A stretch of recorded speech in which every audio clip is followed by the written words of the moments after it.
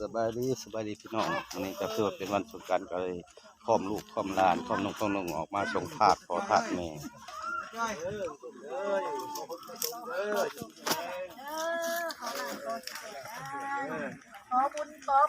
ลูกหลานของพ่อใหญ่ต้นพ่อใหญ่เพ่งแน่นมัดนี่แต่ละปีที่ว่าได้ออกมาหดมาส่งทาสเป็น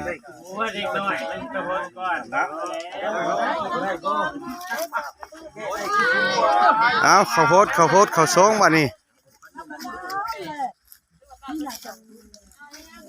ก็มีญาติมหาสององค์เรือพระราชเนาะฮะเรือพระราชญาติมหาสององค์เรือพระราชเนี่ยกับศิริวัตรใหญ่หนึ่งองค์หนึ่งคนศิริวัตรใหญ่หนึ่งองค์ต้องชอบใจป่ะมัดลูกมัดหลานแล้วมากินน้ำกันเด้อเงินคำกำแก้วกะแบ่งกันใส่กันจ่ายนั่นแล้วลูกหลานเห็ดให้หมดแล้วมาเมิดลูกหลานอยู่ในชัยกระไดลูกหลานมากินน้ำกัน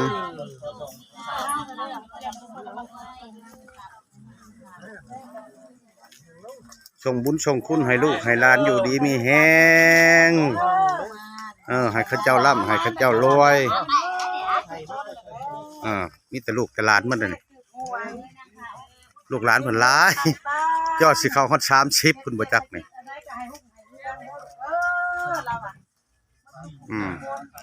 เห็ดยังก็ขอให้ขึ้นให้เกินลูกเต้าเห็ดยังก็ได้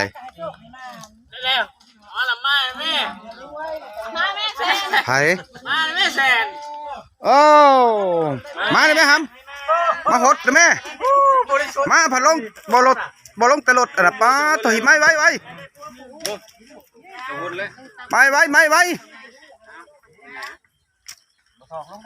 ได้งานแล้วค่ะได้กันตลอดเอาสองหด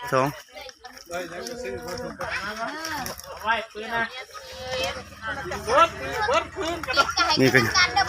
ยังบ่ได้มาเมื่อแต่ลูกหลานนี่ก็ได้ยังประมาณครึ่งหนึ่งนี่มาครึ่งเดียวหนึ่งลูกหลานนี่อันนี้ระลึกถึงบุญคุณของพ่อของแม่ที่เลี้ยงเฮาเลี้ยงเฮามาพาเฮาใหญ่แต่ละปีใหม่สงกรานต์แต่ละปีได้ออกมาฮดมาส่งปีนี้ทาสก็เฮ็ดใหม่ทาสก็ได้เฮ็ดให้เพิ่นใหม่ทาสก็ได้ใช้ฮดไปหมดนั่นแหละฮดชงไปหมดแล้วเด้อน้ำมันน่ะ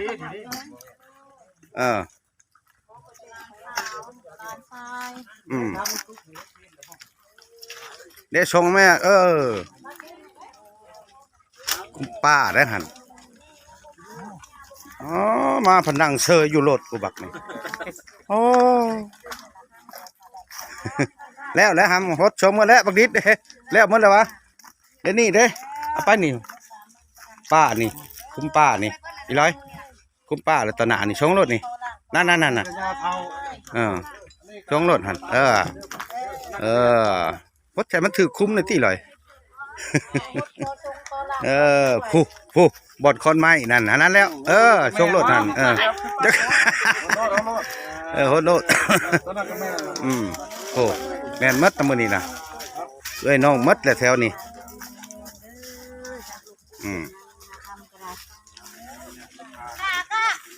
ตัวซ้ำบุญได้อยู่นี่ก็ได้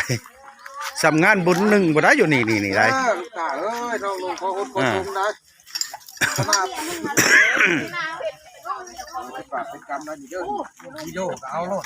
บ่ได้แต่เบียร์ต้องออกมาให้ลาวนะเบียร์ได้มาอยู่ว่าสูลืมเลยดิโอ้ยเบียร์นะเอาเอ็มร้อยให้ซะให้พ่อตานี่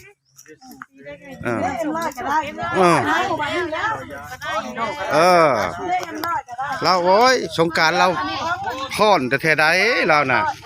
อย่าลืมเด้อปีหน้าเบียร์มาให้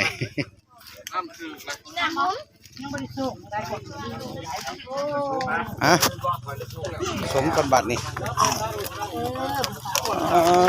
คนพ่อคนแม่ให้ลูกเต่าแล้วมาขอหดขอส่งนะรักกันนะขอ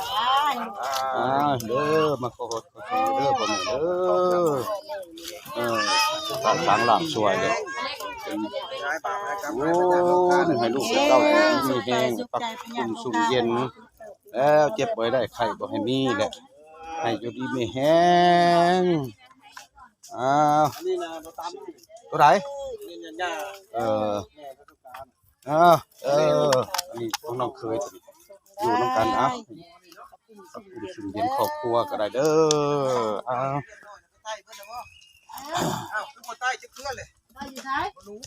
ใต้เลยเด้จูดเลยเด้ออกแล้วออกมาแล้วออกเท่าไหร่ฮะ ถูกอันนั้นนะ381 หรือว่า331ก็ได้ 381สิเชื่อก็เชื่อบ่เชื่อก็แล้วกันเด้ออย่าไปว่ากันเด้อนี่เด้อมันออกในทูบมันออกอยู่ในทูบพี่น้อง381มื้อนี้ฮักมื้อนี้น่ะลงวัดน่ะเห็นนกกังแกบินเข้าในอันนั้นไล่อยู่ในอันเพดานนั่นซื้อนกกังแกเด้อ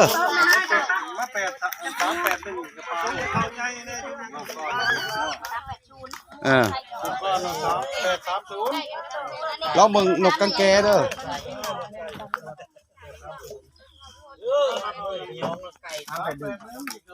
เดี๋ยว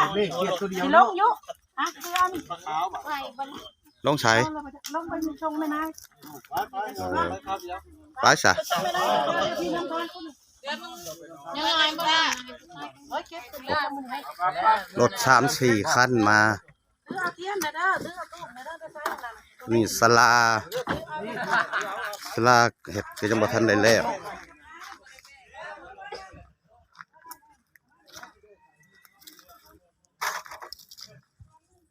สถานที่กว้างขวางดี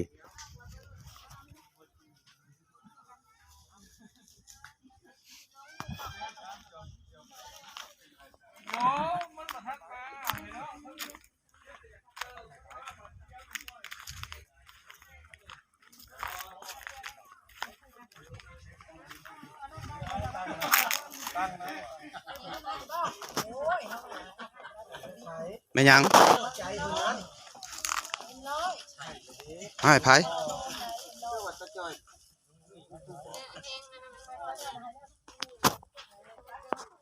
สำหรับคลิปนี้ก็เก็บคลิปไว้สำนี้สักก่อนพี่น้องก็ให้ติดตามสำหรับคลิปต่อไปสบายดี